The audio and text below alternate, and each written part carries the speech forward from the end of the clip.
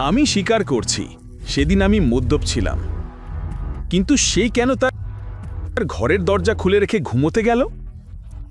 অভিনব এখনও অনন্যার ঘরের বাইরে দাঁড়িয়েছিল। সে জানত যে অন্য ঘরগুলোতে তার থাকার কোনো জায়গা নেই, তাই অভিনব গেল সেই জায়গায় যেখানে এই বাড়ির দাসীরা ঘুমোতো। সৌভাগ্যবশত সে একটা খালি খাট পেল এবং অভিনব সেখানে গিয়ে ঘুমিয়ে পড়ল।